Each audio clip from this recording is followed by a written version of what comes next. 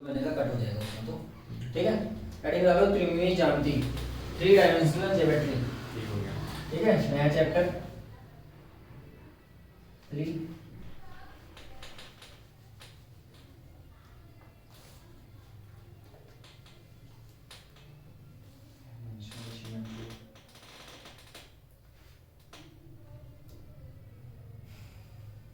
ठीक, इससे पहले भी ये तुमने 3 डायमेंशनल ज्योमेट्री पढ़ रखी होगी, 3D पढ़ रखा होगा क्लास 11th में। थोड़ा बहुत आपने डिस्टेंस निकालना सीखा होगा ना, और थोड़ा बहुत आपने क्या सीखा होगा, डायरेक्शन कोसाइन के बारे में इससे पहले वाले वीडियो में आपने पढ़ रखा है, वीडियो में पढ़ रखा होगा नहीं।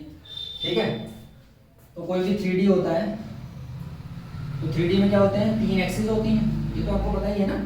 ठीक है, एक होता है एक्स एक्सिस, एक होता है वाई एक्सिस और एक होता है जेड एक्सिस। ठीक है, इस तीनों एक्सिस में यानी कि 3D है, 3 प्लेन होंगे इसमें ना। ऐसा समझ लो कि आपका ये वाला कॉर्नर है, ये वाला कॉर्नर है और ये वाला एक्स वाई और ये जेड, तो इसके बीच में कहीं पे पॉइंट रखे हुए हैं, ये 3D में है। ठीक है, तो यानी कि आपके 3D में कोई पॉइंट है x comma y comma z. अगर मैं इसकी ओरिजिन से डिस्टेंस नापूं, यानी कि इस पॉइंट का नाम एक पी दे दूं और ओपी की डिस्टेंस बोलूं कि क्या होगी, तो आप बोलते हो it's very simple, OP is equal to क्या, अगर आपने वेक्टर में याद हो तो OP vector is equal to क्या आता था, xi cap plus yj cap plus z की कैप, हल्का फुल्का अगर वेक्टर वाला याद हो। ठीक है, तो यहां से मैग्नीट्यूड ऑफ ओपी ये क्या आता था, x square plus y square plus z square, ये तो था याद है ना। और अगर आपको याद भी हो तो जो डिस्टेंस का फॉर्मूला होता है ओरिजिन से पी तक का, तो यही होता है, क्लास 11 तक पढ़ रखा है ना। अच्छा, उसके बाद देखो, उसके बाद ये ओपी वाला जो एक्स एक्सिस के साथ एंगल होता है इसको अल्फा बोलते हैं, जो वाई एक्सिस के साथ होता है इसको बीटा बोलते हैं, और ये जो जेड एक्सिस के साथ था इसको क्या बोलेंगे, गामा ना। तो ये जो एंगल होते हैं इसको कॉस का अगर निकालो तो कॉस अल्फा, ये क्या है, डायरेक्शन कोसाइन। तो क्या आता था, अब डायरेक्शन कोसाइन आपने देखना होता है, जैसे कॉस अल्फा निकालना है तो ये आपका x है, तो cos अल्फा इक्वल टू क्या हो जाएगा, बेस अपॉन हाइपोटेनस। अब हाइपोटेनस ये रहा, तो बेस आपका x था, x अपॉन हाइपोटेनस ना। OP को आप r से भी डिनोट करते हो, r वेक्टर से। ठीक है, तो ये OP इक्वल टू r है, तो x अपॉन r हो जाएगा। ऐसे ही आप cos बीटा निकालोगे तो क्या आएगा, y अपॉन r। ऐसे ही आप cos गामा निकालोगे तो z अपॉन r हो जाएगा। बड़ा सिंपल सा डायरेक्शन कोसाइन ना, वेक्टर में हल्का फुल्का पढ़ भी रखा था। इनके बीच में डायरेक्शन कोसाइंस के बीच में एक रिलेशन होता है, where x y and z, जो x y z है वो पॉइंट है, कोऑर्डिनेट के पॉइंट है। ठीक है, हम जिसे बोलते हैं डायरेक्शन रेशियो। ठीक है, ये x की वैल्यू अगर मैं बोल दूं कि a b c, कोई 3 पॉइंट है a b c, तो ये हो क्या जाएंगे, ऐसे लिखोगे ना कि इनको a अपॉन r, ये लिखोगे b अपॉन r, ये लिखोगे c अपॉन r, ऐसे ही तो लिखोगे। अब r भी बदल जाएगा तो r हो जाएगा under root a square plus b square plus c square. जहां पर a b c क्या है, डायरेक्शन रेशियो, द्विघानुपात का द्विघानुपात है, और ये क्या होते हैं, cos alpha cos beta cos gamma क्या होते हैं, डायरेक्शन कोसाइन, लिकोजिया है। ठीक है, तो इनके बीच में एक रिलेशन होता है, cos square alpha plus cos square beta plus cos square equal to 1। याद है, करते याद है कि इसका स्क्वायर प्लस इसका स्क्वायर प्लस इसका स्क्वायर, तो हो जाता था x square upon r square plus y square upon r square plus z square upon r square. तो हो क्या रहा था, फिर आप इनको जोड़ दे रहे थे तो ये आ जाता था, एलसीएम ले लिया r स्क्वायर, ऊपर बन रहा था x square plus y square plus z square, तो x square plus y square plus z square r square लिख सकता हूं, r स्क्वायर से r स्क्वायर बढ़ जाता था, तो इसलिए बन आता था। इन्हीं में एक साइन का भी बोल देता है कभी कभी, साइन का रिलेशन। तो साइन का रिलेशन अगर निकालोगे तो यहाँ पे sine square cos square alpha की जगह रख सकते हो 1 माइनस साइन स्क्वायर अल्फा ना, तो साइन स्क्वायर अल्फा वैसे ही रखोगे, ऐसे ही साइन स्क्वायर बीटा, ये रिलेशन भी कभी कभी पूछ लेता है, plus sine square is equal to 2 आ जाएगा। क्लियर है, ठीक है। याद है या नहीं हाँ, याद है? निकाला था। ना निकाला था इस cos स्क्वायर अल्फा की जगह 1 माइनस sin स्क्वायर अल्फा, इसकी जगह 1 माइनस sin स्क्वायर बीटा, इसकी जगह 1 माइनस sin स्क्वायर गामा रख सकते हैं। ठीक, ये हो गए आपके डायरेक्शन कोसाइन। जिन इन डायरेक्शन कोसाइन को हम बेसिकली एल एम और एन से डिनोट भी करते हैं। एल एम एन से डिनोट करते हैं किनको? डायरेक्शन कोसाइन को। ये डायरेक्शन कोसाइन है क्या? किसी लाइन का x के साथ cos का एंगल, y के साथ बना cos का एंगल और z के साथ बना cos का एंगल, एल एम एन। तो इसको मैं ऐसा भी लिख सकता हूँ L square plus N square plus N square equal to, हो सकता है नहीं? मतलब हम L cos अल्फा की जगह लिख लेना, जो L है वो cos अल्फा की जगह। हाँ, L जो है cos अल्फा की जगह। ठीक है, हमने L को डिनोट किया है cos अल्फा की जगह। L क्या है? डायरेक्शन कोसाइन है। ठीक है, L जो है x एक्सिस से बना हुआ डायरेक्शन कोसाइन, ये y एक्सिस के साथ बना हुआ डायरेक्शन कोसाइन है, और ये ऐसे डिनोट करने के लिए लिखा है L M N। ठीक,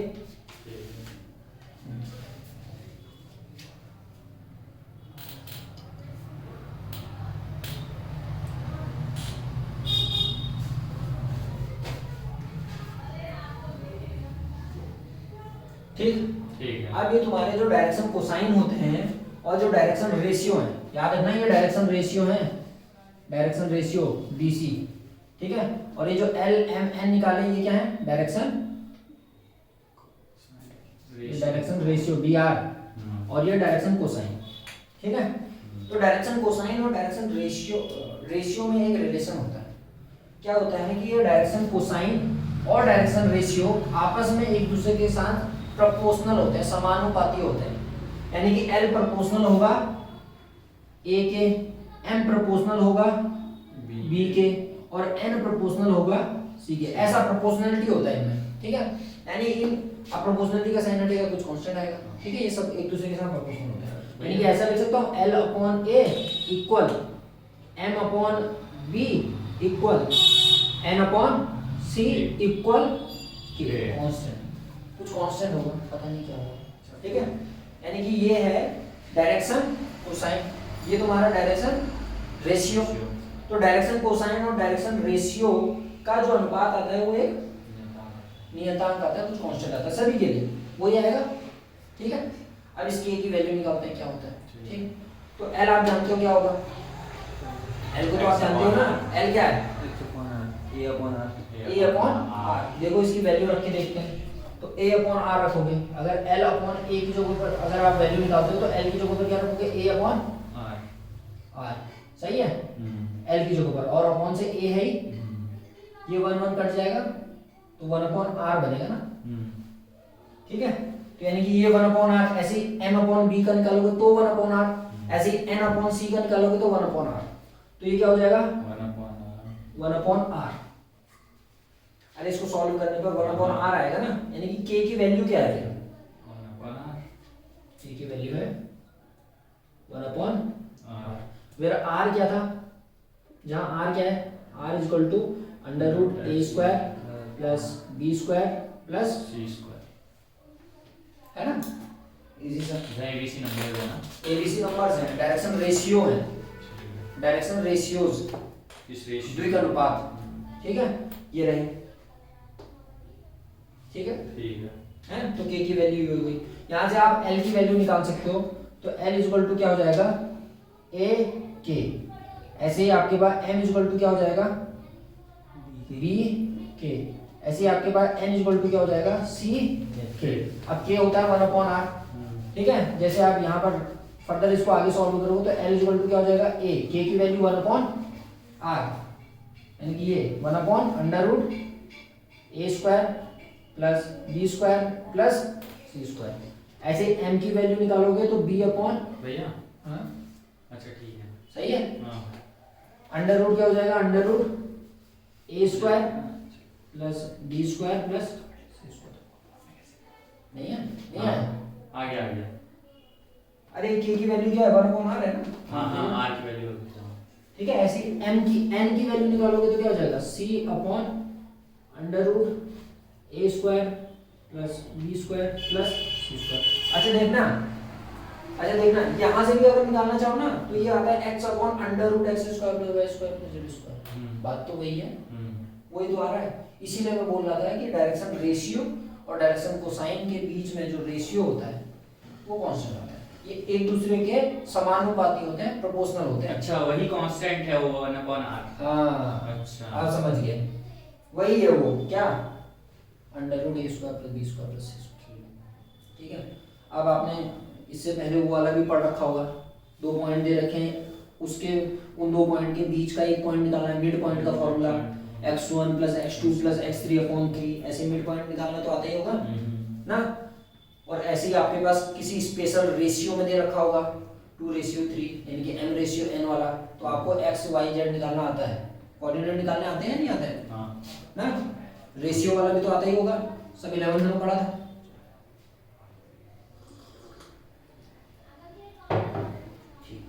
रब करूं नोट कर लो, कर लिया इसको तो साथ में लगे चलो, हटा दूं।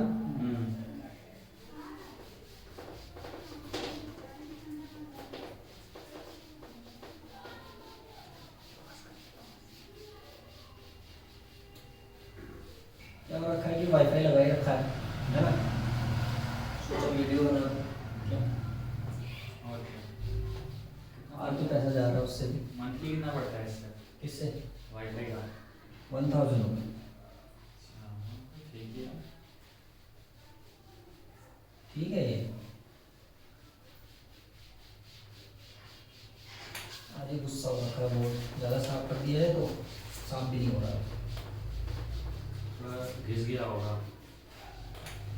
घिस जाता है ना, इसमें कोटिंग होती है पतली बोर्ड पे।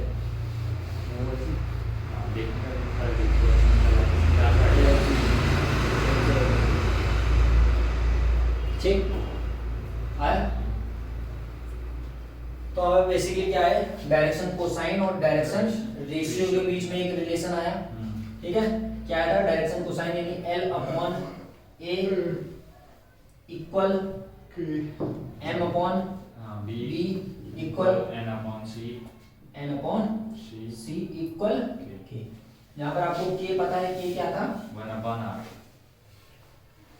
ठीक है, K की वैल्यू आपके पास आई 1/r। सही है, ठीक हो गया। उसके बाद जैसे आपके पास कोई पॉइंट होते हैं जो इंटरनली आपके पास क्या कर रहे हैं, विभाजन हो रहा है, अंतर विभाजन होता है और एक बाह्य विभाजन होता है ना। एक अंतर विभाजन एक बाह्य विभाजन पढ़ा है ना, फॉर्मूला तो आता है ना। ठीक है, तो आपकी पहली एक्सरसाइज इसी पे बेस्ड है, हो जाएगी। चलो स्टार्ट हो जाओ।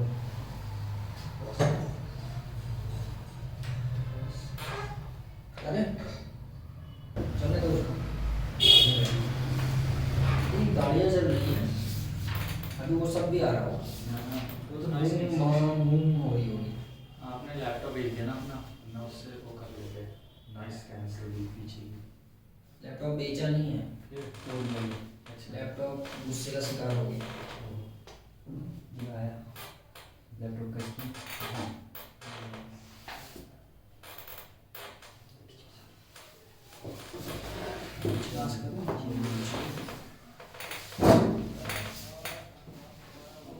नेक्स्ट को हमारे को 90 की कोण बनाते हैं, इसकी कोसाइन ठीक। आज जैसे अब सुनो, एक चीज और देख लो, जैसे आपके पास 2 पॉइंट है, उन 2 पॉइंट के लिए आपको डायरेक्शन कोसाइन निकालना है। ठीक है, डायरेक्शन कोसाइन निकालना है, तो उसके लिए आपको क्या हो जाते हैं, 2 पॉइंट अगर दिए हैं तो cos अल्फा इक्वल टू हो जाएगा x2 माइनस x2। ठीक है, अपॉन r ही आएगा, लेकिन r आपके पास 2 वाला होगा, ऐसे ही तो होगा। x2 माइनस x1 का whole square plus y2 minus y1 का होल स्क्वायर। अच्छा वो वाला फॉर्मूला तब लगेगा जब ओरिजिन से होगा। हाँ, प्लस z2 माइनस z1 का होल स्क्वायर। ये ऐसे ही आप cos बीटा निकालोगे तो 2 पॉइंट आ जाएंगे, क्या हो जाएंगे y2 minus y1 upon r पूरा वैसे ही रहेगा। ऐसे ही आप cos गामा निकालेंगे तो z2 minus z1 upon r पूरा ही रहेगा। सही है, ठीक है। स्टार्ट हो जाओ। 11.1 हाँ 11 किसी पे भेज है, सबके सब हो जाएंगे। देखो पहला वाला आपसे क्या बोल रहा है, यदि एक रेखा एक्स वाई जेड के साथ क्रमशः 90 डिग्री, 135 डिग्री, 45 डिग्री का कोण बनाती है ना, यानी कि आपके पास अल्फा की वैल्यू दे रखी है क्रमशः 90, बीटा की वैल्यू दे रखी है क्रमशः 135 और गामा की वैल्यू दे रखी है 45 डिग्री। सही है। तो आपसे बोल रहा है कि दिक कोसाइन बताओ इसके। दिक को ज्यादा याद करने को कह रहा है, तो cos अल्फा ही तो निकालना है। cos alpha is equal to क्या हो जाएगा, cos 90 तो cos 90 is equal to 0। cos 90 0 तो होता है। ऐसे आपको cos बीटा निकालना है, तो cos बीटा में बीटा की वैल्यू रख दोगे cos 135, तो cos 135 की वैल्यू निकालोगे cos 90 प्लस, तो cos 90 प्लस 45। सही है। 90 प्लस वाले चेंज होते हैं तो हो जाएगा साइन में, तो साइन 45, बट अब 90 प्लस में cos क्या होता है, नेगेटिव साइन, सेकंड क्वाड्रेंट में आ गया है ना, तो cos 45 यानी कि बेसिकली माइनस का 1/√2।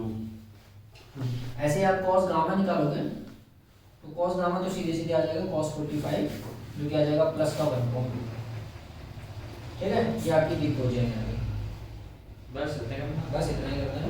अगला क्या बोल रहा है, देखो एक रेखा की दिक कोसाइन ज्ञात कीजिए जो निर्देशांक के साथ समान कोण बनाती है। कितना सिंपल सा है। ठीक है, आपको क्या निकालनी है, दिक कोसाइन ज्ञात करते हैं जो निर्देशांकों के साथ समान कोण बनाती है। अब निर्देशांकों के साथ कैसे समान कोण, यानी कि अल्फा बीटा और गामा तीनों के तीनों आपस में इक्वल है। अरे तीनों के तीनों इक्वल ही तो होंगे, तो समान कोण बनाता है, यानी कि अल्फा इक्वल है, बीटा इक्वल है, गामा के तीनों के तीनों आपस में क्या है, इक्वल ही है ना। तो यानी कि ये बोल रहा है कि आपके पास cos अल्फा इक्वल होगा cos बीटा इक्वल होगा cos गामा की। समान एंगल आपको बनाना है।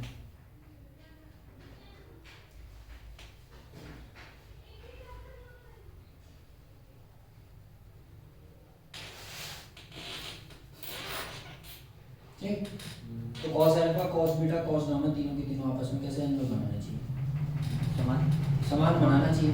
ऐसा समझो ये, यानी कि यहाँ से कोई लाइन होगी x एक्सिस y एक्सिस और z एक्सिस, तो यानी कि इस वाले से भी आपको एंगल सेम मिले, इस वाले से भी आपको सेम मिले और इस वाले से भी सेम मिले, तो क्या एंगल होगा वो 90 है, 90 होगा कि सभी के लिए 90 है, कुछ भी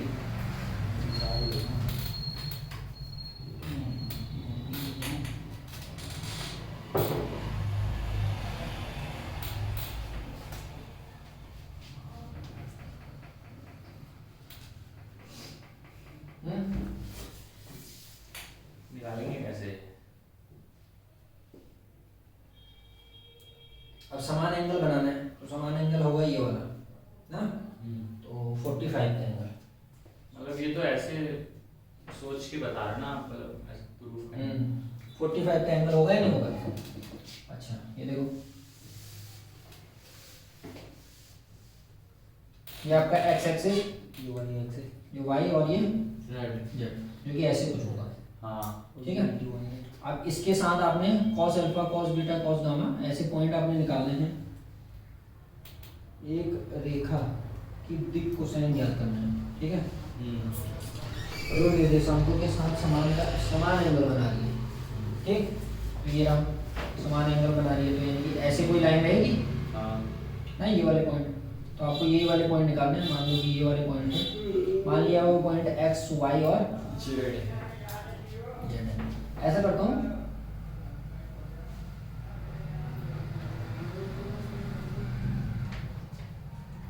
अगर मैं इस एक्स वाई प्लेन पे मानूंगा उन पॉइंट को, समान ही बनाने एंगल। ठीक, तो उसको मान लेता हूँ कि ये वाला एक्स वाई प्लेन पे बनाएगा जो पॉइंट होगा वो होगा 1, 1, 1, 1,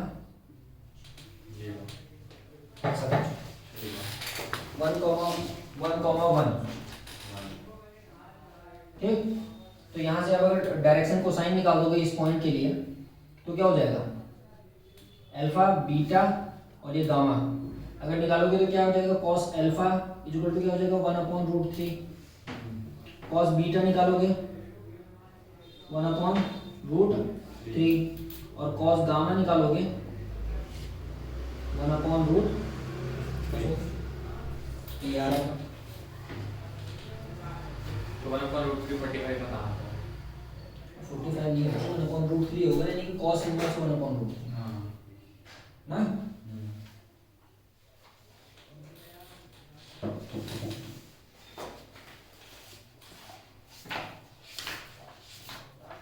ठीक, सही है ना? हाँ होंगे 1,1,1 उनसे आप अगर निकालोगे तो 1/√3 ठीक है। वैसे हमें अल्फा बीटा गामा कोसाइन निकालना है ना, तो कोसाइन निकालना है तो अल्फा बीटा नहीं निकालना है, कोसाइन में ही निकालना है, यानी कि 1/√3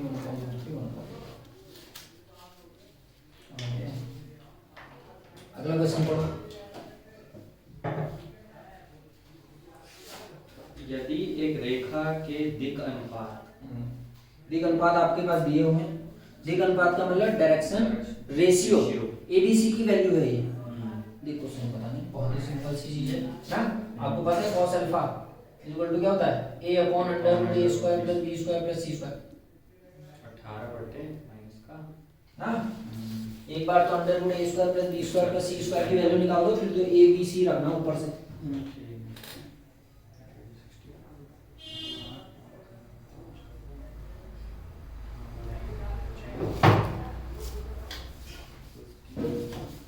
रख करो इसको। हाँ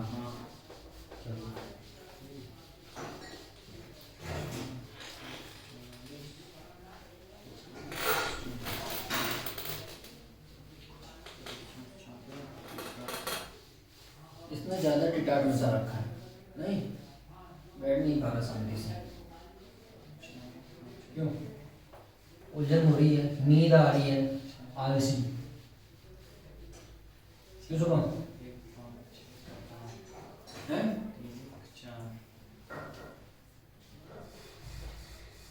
484 आ रहा है, उसका अंडर रूट क्या होगा? ठीक है, हो जाएगा ना। हाँ अरे एबीसी की वैल्यू दे रखी है, डायरेक्शन कोसाइन बताना है। अगला देखो, दर्शाइए कि आपके पास पॉइंट आपको दे रखे हैं ये कॉमा ये मतलब 2, 3, 4 आपके पॉइंट दे रखे हैं। अगला सवाल 2, 3, 4। दूसरा पॉइंट आपको दे रखा है -1, -2, -1 और तीसरा पॉइंट आपको दे रखा है 5, 8, 7। तो ये 3 पॉइंट आपको दे रखे हैं और बोल रहा है कि ये 3 पॉइंट आपको दर्शाने हैं कि ये समरेख है। समरेख का मतलब कोलिनियर है।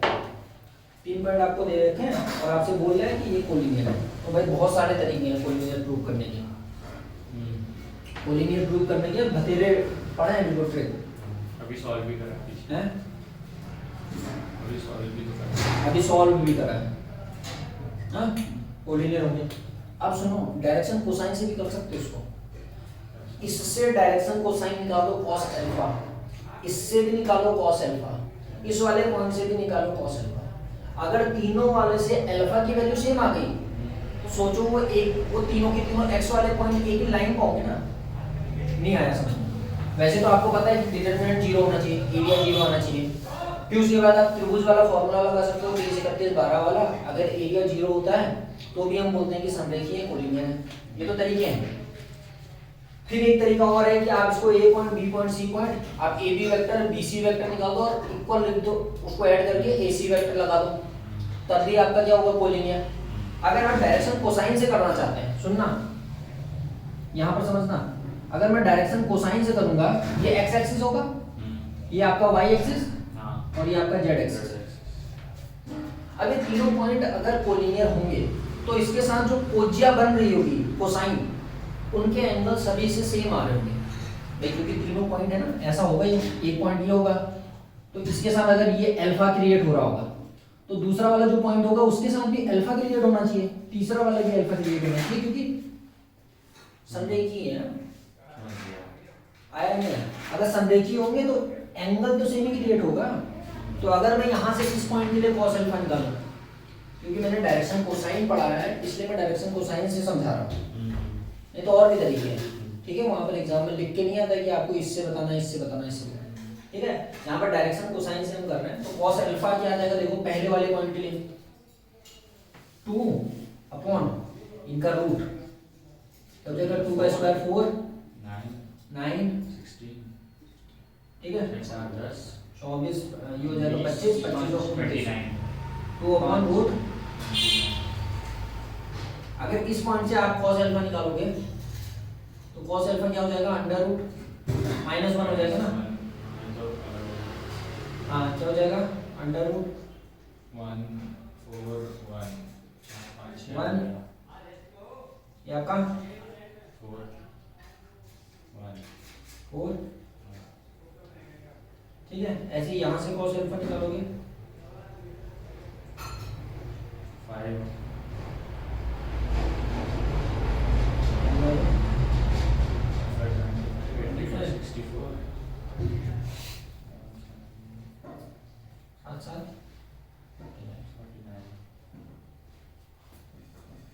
सबसे क्या था cos अल्फा,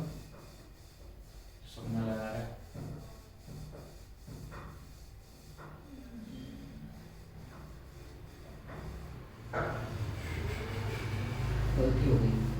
अरे वो पॉइंट ऐसे भी हो सकते हैं, एक पॉइंट यहाँ है एक पॉइंट यहाँ है, तो उनका अल्फा बीटा गामा चेंज हो जाएगा, नहीं एक पॉइंट यहाँ भी हो सकता है तो उससे ये एंगल बन रहा होगा, एक पॉइंट यहाँ हो सकता है, अब एंगल, हाँ एंगल कैसे देखो, सपोज अगर एक पॉइंट यहाँ से ये एक्स एक्सिस होती, ठीक है, अगर ये पॉइंट होता, हाँ तो इस पॉइंट से अगर आप निकालते तो ये आपका एंगल अल्फा, बट दूसरा वाला पॉइंट मैं ये नहीं कह रहा हूँ कि इधर ही है, इधर भी तो हो सकता है, अल्फा बढ़ गया देखो, और तीसरा पॉइंट उसके पीछे हो सकता है तो अल्फा और बढ़ गया, एंगल जरूरी नहीं है कि आपके सही नहीं हो ना, ठीक है, अरे एंगल से नहीं आएगा, ये लाइन पे नहीं होंगे ना, क्योंकि वो लाइन कैसी हो हमें नहीं पता। अच्छा दूसरा तरीका क्या है, दूसरा तरीका आपका वही पॉइंट वाला, ठीक है, 3 पॉइंट आपको दे रखे हैं, आप डिस्टेंस निकालो, यानी कि आप ए बी निकाल लो, बी सी निकाल लो, इन दोनों को सम करके ए सी के इक्वल आना चाहिए। अगर ऐसा आ रहा होगा तो एक लाइन की इक्वेशन होती है, और लाइन की इक्वेशन है तो लाइन में जितने भी पॉइंट होते हैं वो लीनियर होता है, सही है। अगला क्या बोला है, एक त्रिभुज की भुजाओं के दिक् कोसाइन आपको दे रखे हैं, दिक् कोज्याएं दे रखी है, ठीक है, क्या बोल रहा है, यदि त्रिभुज के शीर्ष ये और ये हैं, यानी कि आपको पॉइंट दे रखे हैं और डायरेक्शन कोसाइन पूछ रहा है, क्या बोल रहा है, त्रिभुज के मतलब पूछ किससे रहा है, त्रिभुज से रहा है, एक त्रिभुज की भुजाओं के दिक् कोज्याएं ज्ञात करना है, मतलब दिक् कोज्या तो वही ना, मतलब किसी बिंदु से उसका अलग अलग एक्सिस से बनने वाला एंगल, तो मतलब समझ लो एक त्रिभुज हो गया वहां पे, तो किस एंगल, अब तीनों से निकालेंगे ना, जैसे 2 से क्या हो रहा था, हाँ ठीक हो गया, समझ गया, x2 माइनस तो अब x2 x3 minus x2 minus x1 ऐसा कुछ, ठीक है, तो उनसे निकालना है आपने क्या, इसको करा दो डायरेक्शन, ठीक है, तो आपके पास पॉइंट क्या है देखो, एक है 3, 5, -4, दूसरा पॉइंट आपके पास क्या है, -1, 1, 2, और आपके पास अगला पॉइंट है -5, -5, ठीक है, इनसे आपको त्रिभुज के आपको शीर्ष दे रखे हैं, वर्टाइसेस दे रखे हैं, ठीक, वर्टाइसेस दे रखे हैं, अब आपको एक त्रिभुज की भुजाओं के दिक् कोज्याएं ज्ञात करनी है। अब भाई यहाँ पर भुजाएं कितनी बनेंगी, 3 भुजाएं बनेंगी, 3 दिक् कोज्याएं निकलेंगी, पहले इन 2 पॉइंट से निकलेंगी, अरे इन 2 पॉइंट से एक त्रिभुज बनेगा ना, तो 2 पॉइंट से आता है ना आपको, तो अगर यहाँ से इन 2 पॉइंट से आप cos अल्फा निकालेंगे तो cos अल्फा इक्वल टू क्या हो जाएगा, x2 minus 1 -3 upon under root x2 minus x1 का होल स्क्वायर -1 -3 का whole square plus y2 minus y1 का होल स्क्वायर 1 -5 का होल स्क्वायर फिर प्लस Z2 माइनस Z1 यानी कि 2 माइनस माइनस माइनस प्लस 2 का होल स्क्वायर। सही है, इतना ही तो हो जाएगा। अब उसके बाद देखो cos अल्फा आपका क्या आ जाएगा, cos alpha is equal to minus का 4 अपॉन अंडर रूट, बताओ क्या हो जाएगा 3 और ये हो जाएगा 4 का स्क्वायर का 16 प्लस 16 प्लस 36 है ना। तो ये हो जाएगा cos alpha equal to minus का 4 अपॉन 16 32 68 यहाँ से 4 कॉमन हो सकता है, तो ये क्या हो जाएगा माइनस का 4 अंडर रूट 68 को क्या लिख सकता हूँ 4 इंटू 2 रूट 17 आ रहा है 4 इंटू क्या लिख सकता हूँ 17 ना।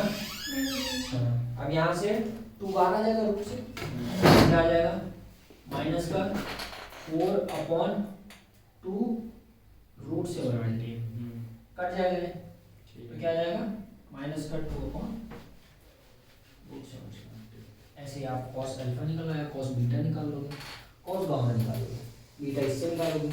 अब क्योंकि ये बार बार नहीं निकालोगे, ये आने वाला है 2 पॉइंट से, यहाँ पर पॉइंट चेंज होना है बस, तो इस वाले से आ जाएगा 5 अपॉन 1 माइनस 5 यानी कि माइनस का 4 अपॉन सेम ही आएगा रूट 17 माइनस का 4 अपॉन रूट 7 यानी कि माइनस का 2 अपॉन रूट 17। इससे करोगे तो 2 माइनस यानी कि 6 अपॉन रूट का 68 आएगा, देख लोगे कट रहा है नहीं, तो 3 अपॉन रूट 17 में आ जाएगा, ये हो गया। ऐसे आपको उससे भी निकालना है, ऐसे आपको निकालना है सारे, ठीक है।